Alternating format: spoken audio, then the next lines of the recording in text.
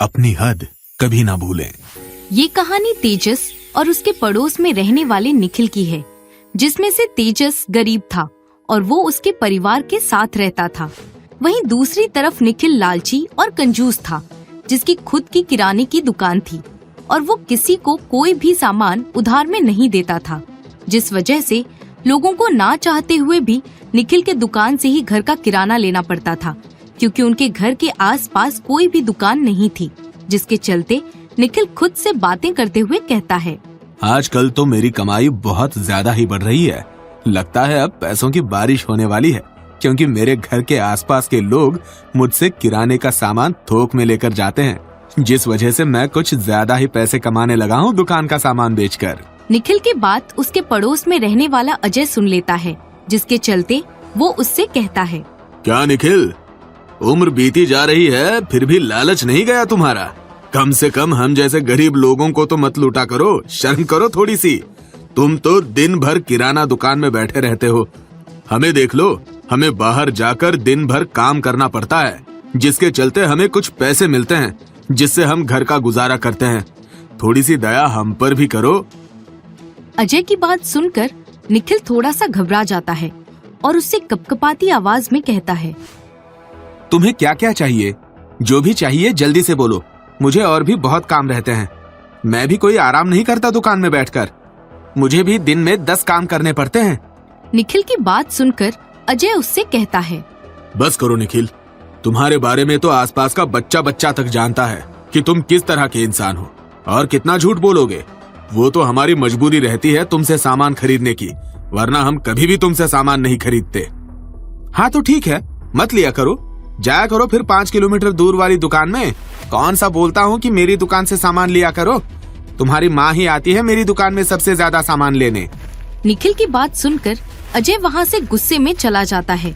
वहीं दूसरी तरफ तेजस एक सरल और समझदार व्यक्ति था, जो सब्जियों का ठेला लगाया करता था, जिससे उसके परिवार का गुजारा हो जाता था। एक दिन एक भिखारन औरत निखिल की दुकान पर कुछ खाने के लिए मांगने आती है और उसे देखकर निखिल को बहुत गुस्सा आता है, जिस वजह से वो उसे 2 बातें सुनाकर दुकान के बाहर निकालते हुए कहता है, मेरा आज का दिन पूरा खराब चला जाएगा, क्योंकि मैंने सुबह सुबह इस भिखारन का चेहरा जो देख लिया। अब पता नहीं मेरे साथ कुछ तो गलत होगा, ऐसा जिसके बारे में मैं खुद नहीं जानता। निखिल उस भिखारन पर चिल्ला ही रहा था कि तभी वो उससे दुख भरी आवाज में कहती है, भगवान तुझे कभी माफ नहीं करेगा, क्योंकि तेरी चौखट से मैं भूखी प्यासी जा रही हूँ। इसलिए देखना, भगवान कभी न कभी तुझे इसका बदला जरूर देगा। उस भिखारन की बात वहीं पास खड़ा तेजस सुन लेता है। वो उस भिखारन को कुछ पैसे और दुकान से खाने का सामान लेकर देता है, जिसके बाद निखिल जलते हुए तेजस से कहता है, तेजस, ज्यादा दयालुता मत दिखाओ इन भिखारियों पर। ये भूखे रहने का बहाना करके लोगों को लूटते हैं, जिस वजह से लोग इनकी मासूमियत और फटे कपड़े देखकर उन्हें भीख दे देते हैं। बहुत चालाक होते हैं ये भिखारी लोग। निखिल की बात सुनकर तेजस को गुस्सा आता है और वो उससे कहता है, निखिल, अगर तुम किसी की मदद नहीं कर सकते तो किसी को बुरा भी मत बोलो। अब तुम्हें क्या पता उस भिखारन की क्या दिक्कत होगी। वो बेचारी भूखी प्यासी परेशान हो रही थी, जिसके चलते तुमने उसे और चिल्ला दिया। मुझे तुम्हारी ये आदत बहुत बुरी लगती है, तुम हमेशा दूसरों के बारे में गलत ही सोचते हो। दोनों की बातें सुनकर वो भिखारी तेजस से कहती है, जाने दो बेटा, मत बोलो। उससे वैसे भी ज्यादातर लोग हमारे बारे में गलत ही सोचते हैं और हमारी बेइज्जती करते हैं, लेकिन हमें तो पेट भरने के लिए भीख मांगनी ही पड़ती है। अगर भीख नहीं मांगेंगे तो हम जीते जी मर जाएंगे भूखे रहकर। आपको आज के बाद भूखे रहने की जरूरत नहीं है। आपको जब भी भूख लगे तो आप बेझिझक होकर मेरे घर आ जाना और भरपेट खाना खाकर चले जाना। मुझे बहुत खुशी होगी आपके आने से।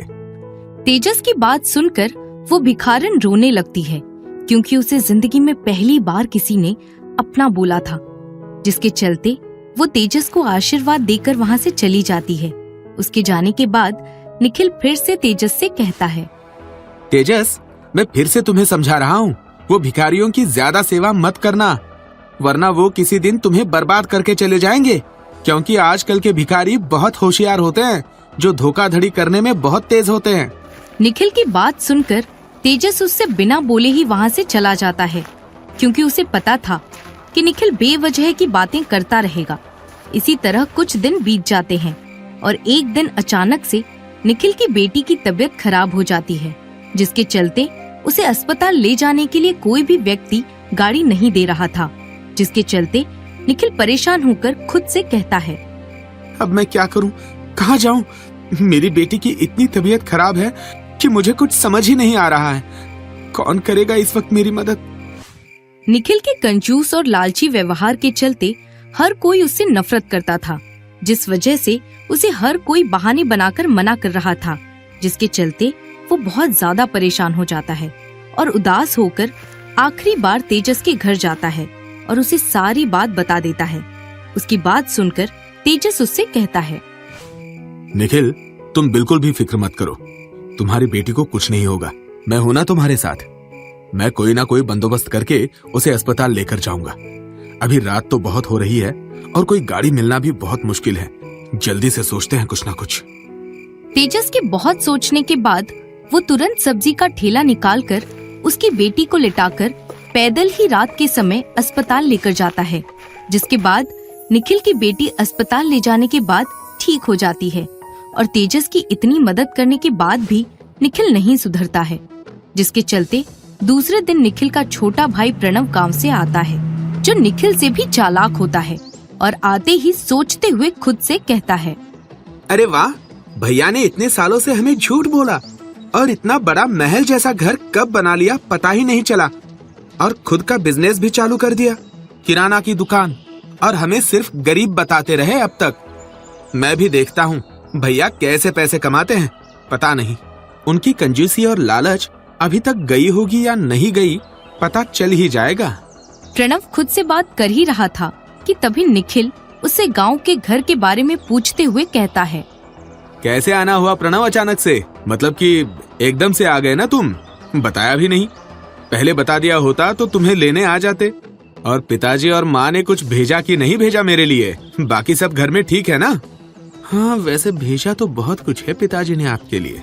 पैसे भेजे हैं और कुछ खाने की चीजें भी भेजी हैं जो आपकी मनपसंद है, लेकिन मैं आपको दूंगा नहीं। इतने सालों से हमें पागल बना रहे हैं अपनी दुख भरी कहानी सुना सुना के। निखिल प्रणव को बार बार पूछ रहा था, जिसके चलते वो निखिल को सोच समझकर जवाब देते हुए कहता है, नहीं भैया, इस बार पिताजी ने आपके लिए ज्यादा कुछ नहीं भेजा है, बस थोड़ी सी खाने की चीजें भेज दी हैं। निखिल प्रणव की चालाकी समझ तो जाता है, लेकिन उसे कुछ बोलने की उसकी हिम्मत नहीं होती है, क्योंकि निखिल पहले से ही उसके घर वालों से झूठ बोल चुका था, जिसके चलते उसे इस बात का डर था कि कहीं प्रणव घर वालों से ना बोल दे, जिस वजह से निखिल पहले ही प्रणव से कहता है, प्रणव, तुम घर पर माँ और पिताजी से इस घर के बारे में कुछ मत कहना और ना ही मेरी इस दुकान के बारे में बताना, क्योंकि अगर उन दोनों को पता चल जाएगा तो वो मुझसे नाराज हो जाएंगे और मैं ये नहीं चाहता हूँ, इसलिए मेरी तुमसे विनती है।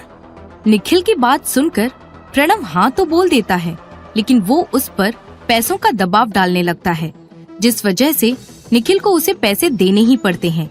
एक दिन तेजस काम के सिलसिले में बाहर जाता है, जिस वजह से उसकी पत्नी कविता और बेटा लक्ष्य घर में राशन खत्म होने के कारण भूखे रहते हैं और लक्ष्य को बहुत ज्यादा भूख लगने के कारण वो कविता से कहता है, माँ, मुझे बहुत भूख लग रही है, पिताजी कब आएंगे?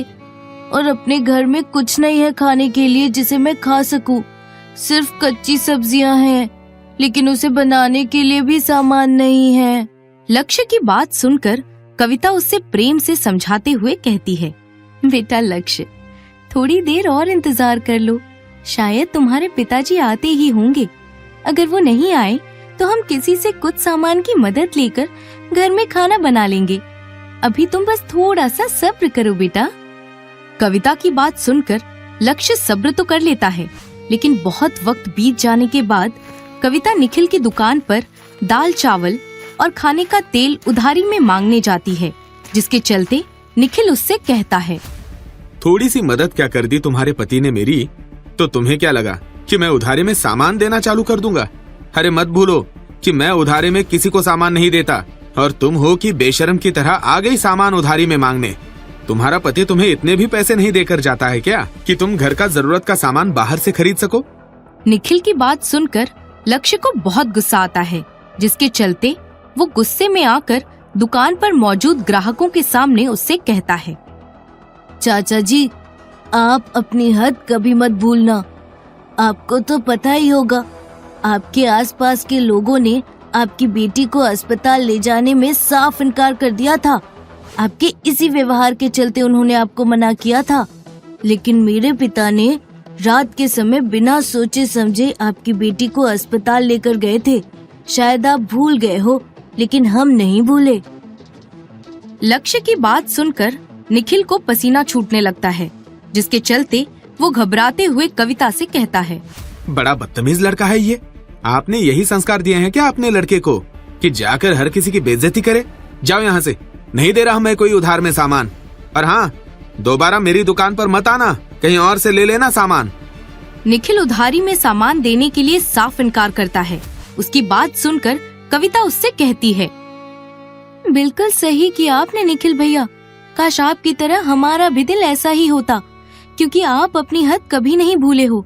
लेकिन मैं आपसे सिर्फ कुछ समय के लिए उधार सामान मांग रही थी, क्योंकि मेरे पति को आने में थोड़ी सी देर हो जाएगी, जिस वजह से मेरा बेटा भूखा ना सोए। इसलिए मैं आपसे कुछ जरूरी सामान लेने आई थी। और हाँ, मेरे बेटे ने जो भी कुछ कहा ना, वो सही ही कहा। कविता की बात सुनकर निखिल को कोई अफसोस नहीं होता, जिसके चलते अजय भी निखिल से बात करते हुए कहता है, निखिल, तुम दूसरों की शर्म निकाल रहे हो, बल्कि तुम में खुद इतनी शर्म नहीं है कि जिन्होंने तुम्हारी मदद की उसके बाद भी तुम उनसे इस तरह की बदतमीजी कर रहे हो। और ठीक ही कहा उस बच्चे ने, तुम इसी लायक हो। तुम्हें बहुत घमंड है ना तुम्हारी इस किराना दुकान पर। तो ठीक है, आज के बाद तुम्हारी दुकान पर कोई भी सामान नहीं लेने आएगा, और ना ही कोई मुसीबत में तुम्हारी मदद करेगा। अजय की बात सुनकर निखिल को और गुस्सा आ जाता है, जिसके चलते वो गुस्से में आकर उसे भी बहुत कुछ सुनाते हुए कहता है, अरे जाओ जाओ, किसको बता रहे हो तुम? मेरी दुकान के अलावा यहाँ आसपास में कोई दुकान नहीं है, और जितना अच्छा सामान मैं बेचता हूँ अपनी दुकान से, उतना अच्छा किराना सामान तुम्हें कहीं और नहीं मिलेगा। मुझे पता है, कभी ना कभी तुम सबकी अकल ठिकाने पर आ जाएगी, और वैसे भी तुम सभी को वापस तो मेरी ही दुकान पर आना है सामान लेने, इसीलिए मैं ज्यादा कुछ नहीं बोल रहा हूँ। हाँ।